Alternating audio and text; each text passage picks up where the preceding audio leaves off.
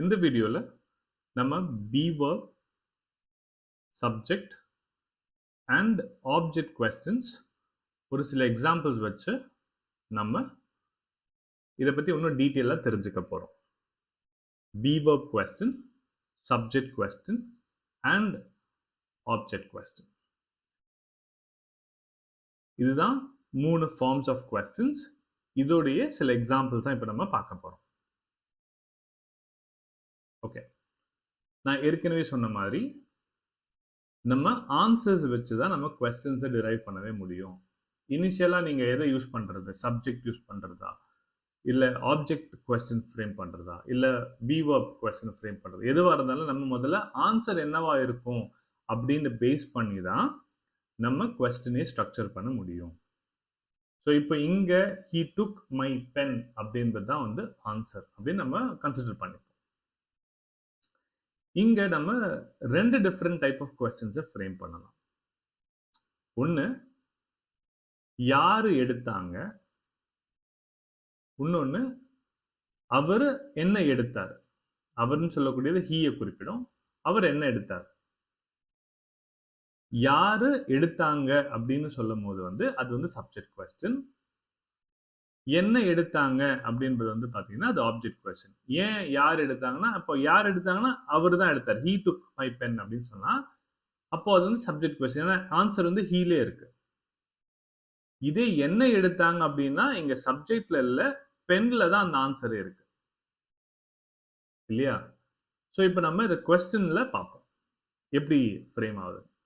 அதுக்கு முன்னாடி நான் ஒரு டிப் கொடுக்குறேன். இது வந்து பாஸ்ட் சிம்பிள் டென்ஸ். இது ஸோ பாஸ்ட் சிம்பிள் டென்ஸ்ல வந்து சப்ஜெக்ட் கொஸ்டினுக்கு நான் ஒரு ரூல் சொல்லியிருந்தேன். நம்ம கொஸ்டின் வேர்ட் யூஸ் பண்ணுவோம், அதுக்கு அடுத்தது டைரக்டா வந்து verb வந்துடும். do, does, did யூஸ் பண்ண கூடாதுன்றது ரூலை நம்ம சப்ஜெக்ட் கொஸ்டின்ல நம்ம பார்த்துருக்கோம் இல்லையா? ஸோ ஃபர்ஸ்ட் வந்து நம்ம இதை வந்து ஒரு சப்ஜெக்ட் கொஸ்டினாவோ இல்லை ஆப்ஜெக்ட் கொஸ்டினாக பார்க்கலாம். ஐ திங்க் ஃபர்ஸ்ட் நம்ம சப்ஜெக்ட் கொஸ்டினாக பார்க்கலாம். So who took my pen, யார் வந்து என் பென் எடுத்தாங்க. இப்போ நம்ம இதை கிளாஸிஃபை பண்ணுறோம் பாருங்க. ஹூ என்பது கொஸ்டின் வேர்ட், டுக் என்பது வந்து verb. இங்க எந்த ஆக்சிலரி வேர்பும் வரல. ஆன்சர் எங்க இருக்கு, ஹீல இருக்கு. So this is a subject question. அடுத்த கொஸ்டின் டைப், அதாவது இதுல வந்து இன்னொரு ஆன்சர் ஒன்று மறைஞ்சிருக்கு. அதான் நம்ம சொன்னேன், அவர் என்ன எடுத்தாரு. அவர் என்ன எடுத்தாரு அப்படின்னா அவர் பென் எடுத்தார். அவர் என்ன எடுத்தாரு. இப்போ இங்க பாருங்க, வாட் டிட் ஹி டேக். இதோட ஆன்சர் எங்க இருக்கு, பென். பென்ல ஆன்சர் இருக்கு. அப்போ இதை நம்ம சொல்லும் போது இது வந்து ஒரு ஆப்ஜெக்ட் கொஸ்டின். ஏன்னா ஆன்சர் வந்து ஆப்ஜெக்ட்ல இருக்கு. என்ன எடுத்தார், அவர் என்ன எடுத்தார். அப்போ ஆப்ஜெக்ட் கொஸ்டினோட ஸ்ட்ரக்சர் உங்களுக்கு தெரிஞ்சிருக்கணும். which is question word, auxiliary verb, subject, அதுக்கு அடுத்தது verb. பாருங்க கரெக்டா வந்திருக்கும். ஸோ உங்களுக்கு அடுத்த கொஸ்டின் வரலாம், நான் வந்து இங்க do யூஸ் பண்ணுமா, did யூஸ் பண்ணுமா, does யூஸ் பண்ணுமா, இல்ல will யூஸ் பண்ணுமா என்னன்னு. இதை நம்ம ஆக்சிலரிஸ்ல நம்ம, அதாவது டென்சஸ்ல வந்து ஆக்சிலரிஸ் எப்படி யூஸ் பண்ண போறோம் அப்படின்னு நம்ம தெரிஞ்சுப்போம். அதுல நீங்க வந்து தெரிஞ்சுக்கலாம். டென்சஸ்ல வந்து கிளியராகவே வந்து ஒரு டென்ஸ்க்கு என்ன ஆக்சிலரிஸ் யூஸ் பண்ணணும் என்பதை நம்ம பார்த்துருவோம். அதுக்கப்புறம் நம்ம வந்து இதுல ஃபெமிலியர் ஆயிடும். நான் ஏற்கனவே சொன்ன மாதிரி நீங்க டென்சஸை முடிச்சிட்ட பிறகு திருப்பியும் இந்த சாப்டரை நீங்க ஒரு தடவை கோ த்ரூ பண்ணீங்கன்னா, எஸ்பெஷலி இந்த கொஸ்டின் ஃபார்ம்ஸ்னு சொல்லக்கூடிய be verb, subject and object questions ஒரு தடவை திருப்பி நீங்க ஒரு தடவை குயிக்கா ஒரு ரிவ்யூ மாதிரி பண்ணீங்கன்னா உங்களுக்கு 100% வந்து நீங்க ரொம்ப எஃபெக்டிவா கொஸ்டின்ஸை ஸ்ட்ரக்சர் பண்ண தெரிஞ்சுப்பீங்க. நீங்களே கரெக்ட் பண்ண உங்களுக்கு ஒரு கான்ஃபிடன்ஸ் கிடைச்சிடும். அது பேசும்போதாகட்டும் இல்லை எழுதும் போதாகட்டும் உங்களுக்கே ஓகே இந்த ஆப்ஜெக்ட் கொஸ்டின் எப்படி தான் ஃப்ரேம் பண்ணணுன்றது உங்களுக்கு ஒரு ஐடியா கிடைச்சிடும். ஓகே, நெக்ஸ்ட் எக்ஸாம்பிளை பார்ப்போம். The board is attending the meeting. Board வந்து மீட்டிங்கை அட்டெண்ட் பண்ணிட்டு இருக்காங்க. இப்போ இங்க 2 டைப் ஆஃப் கொஸ்டின்ஸ் இருக்கு. ஒண்ணு வந்து போர்டு என்ன செஞ்சுட்டு இருக்காங்க, இல்ல போர்டு என்ன அட்டெண்ட் பண்ணிட்டு இருக்காங்க அப்படின்னு நம்ம சொல்லலாம். போர்டு என்ன அட்டெண்ட் பண்ணிட்டு இருக்காங்க, இல்ல போர்டு என்ன செஞ்சுட்டு இருக்காங்க. அப்போ போர்டு என்ன அட்டெண்ட் பண்ணிட்டு இருக்காங்க அப்படின்னு எடுத்துக்கிட்டா மீட்டிங் அட்டெண்ட் பண்ணிட்டு இருக்காங்க. ஸோ மீட்டிங்ல ஆன்சர் இருக்கு. ஸோ மீட்டிங் சப்ஜெக்ட்ல இல்லை. ஸோ ஆப்ஜெக்ட் அது வந்து பார்த்தீங்கன்னா அப்போ வந்து நம்ம ஒரு ஆப்ஜெக்ட் கொஸ்டின் நம்ம ஃப்ரேம் பண்ணலாம். ஸோ ஆப்ஜெக்ட் கொஸ்டினை ஃப்ரேம் பண்றதுக்கு முன்னாடி நம்ம என்ன பண்ணலாம் அப்படின்னா ஆப்ஜெக்ட் கொஸ்டினுடைய ரூல் என்னன்னு நம்ம தெரிஞ்சுக்கணும். ஸோ ஆப்ஜெக்ட் கொஸ்டின் ரூல் என்ன? Question word, auxiliary verb, subject and verb இல்லையா? ஸோ நம்ம இப்போ போர்டு வந்து என்ன அட்டெண்ட் பண்ணிட்டு இருக்காங்கன்னு கேட்கலாம், இல்லை போர்டு என்ன செஞ்சுட்டு இருக்கான்னு கேட்கலாம். இது ஒரு கொஸ்டின். யாரு மீட்டிங் அட்டெண்ட் பண்ணிட்டு இருக்காங்க அப்படின்னு சொல்றது வந்து பாத்தீங்கன்னா அது வந்து சப்ஜெக்ட் கொஸ்டின். ஏன்னா அப்போ ஆன்சர் வந்து தி போர்ட் அப்படின்ல இருக்கும். ஸோ இப்போ நம்ம என்ன கொஸ்டின் பார்க்குறோம் பாருங்க. What is the board doing அப்படின்னு நம்ம கேட்குறோம். இது இப்போ நீங்களே இது ஆன்சர் பண்ணுங்க. இது சப்ஜெக்ட் கொஸ்டினா ஆப்ஜெக்ட் கொஸ்டினா?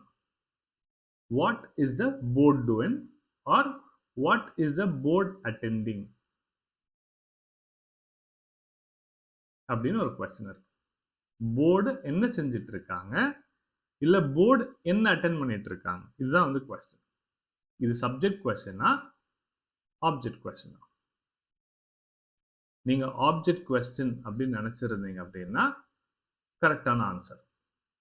ஏன்னா போர்டு வந்து மீட்டிங் அட்டெண்ட் பண்ணிட்டு இருக்காங்க. இப்போ இதை நீங்க ஸ்பிளிட் பண்ணீங்க அப்படின்னா வாட் என்பது கொஸ்டின் வேர்ட், இஸ் என்பது ஆக்ஸிலரி வேர்ப், போர்டு என்பது சப்ஜெக்ட், டூயிங் என்பது வேர்ப்.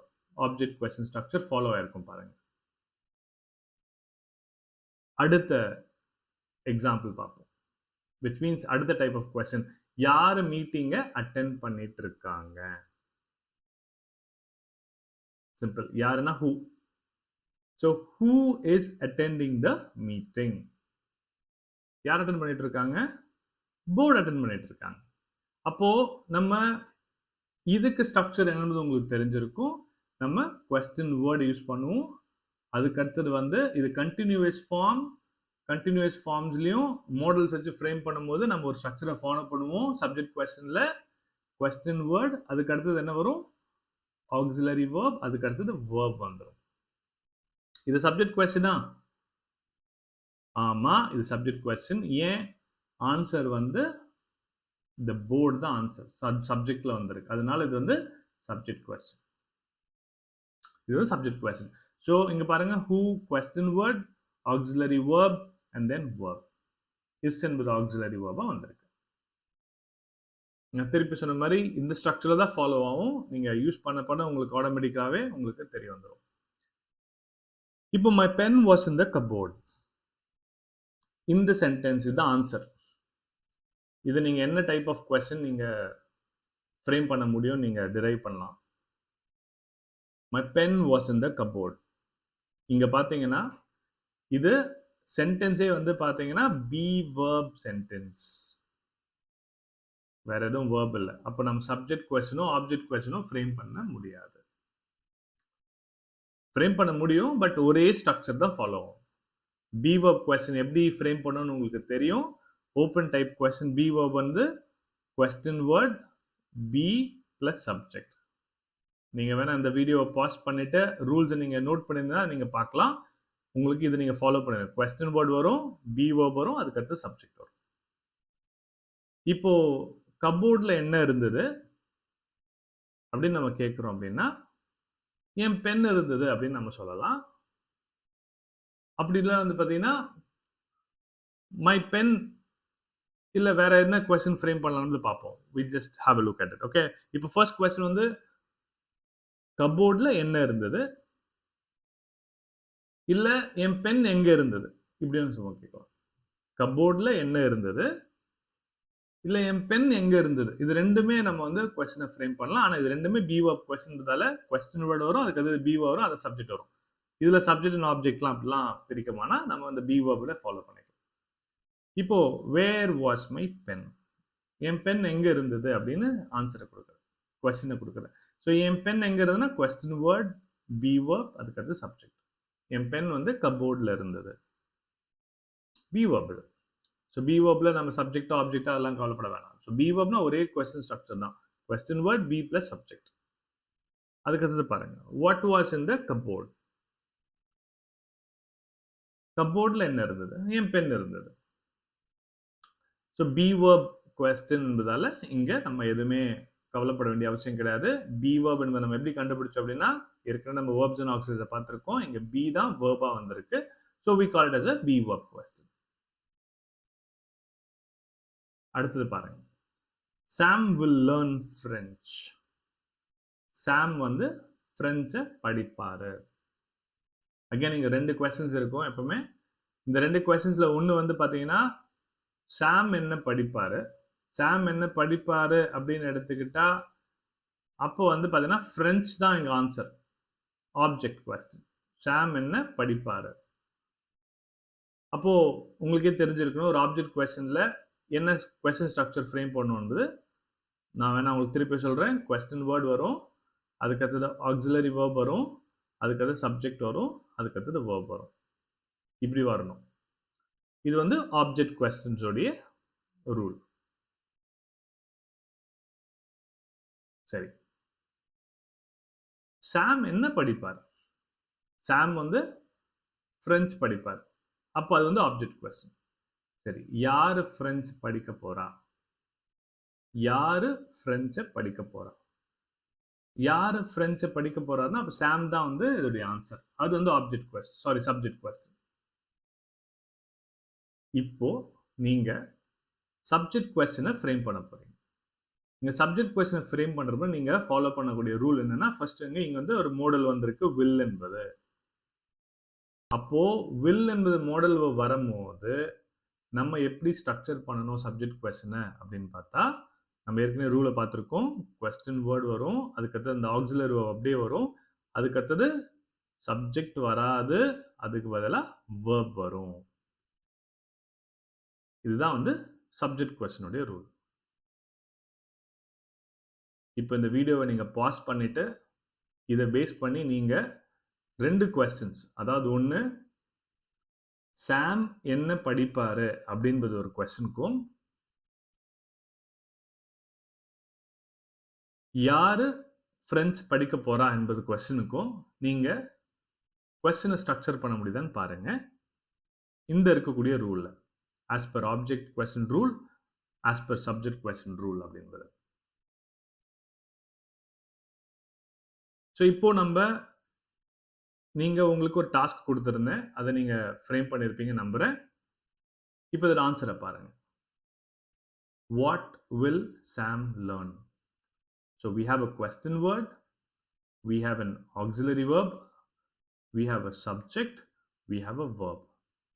அவர் வந்து ஃப்ரெஞ்ச் படிப்பாரு அப்படின்னு ஆன்சர் வந்து ஆப்ஜெக்ட் கொஸ்டின். இப்போ யாரு ஃப்ரெஞ்சை படிக்க போறா அப்படின்னா, கொஸ்டின் வேர்ட் who, will என்பது auxiliary verb, learn அப்படின்றது verb, ஃப்ரெஞ்ச் என்பது வந்து ஆப்ஜெக்டோட எடுத்துக்கலாம். அது நம்ம ஞாபகம் வச்சுக்கணும். So question word, auxiliary verb, verb வரணும்ன்றதை ஞாபகம் வச்சுக்கணும். இது வந்து சப்ஜெக்ட் கொஸ்டின். இப்படி நம்ம ஃப்ரேம் பண்ண உங்களுக்கு ஆட்டோமேட்டிக்கலாகவே உங்களுக்கு தெரிய வரும். இது ஏன் நம்ம வந்து ஆக்சிலரி வேர்ப் யூஸ் பண்ணுறோம் இங்கே சப்ஜெக்ட் கொஸ்டின் அப்படின்னா, ரூல் என்ன சொல்லுது? தேர்ட் ரூல், நம்ம கண்டினியூஸ் ஃபார்ம் இருந்தாலும் சரி, இல்லை ஆக்சிலரிஸ் வச்சு நம்ம ஃப்ரேம் பண்ணுறதாலே நம்ம இந்த தேர்ட் ரூல் ஆகக்கூடிய கொஸ்டின் வேர்ட், ஆக்சிலரி வேர்ப்ஸை ஃப்ரேம் பண்ணணும் அப்படின்னு நம்ம ஏற்கனவே பார்த்துருக்கோம்.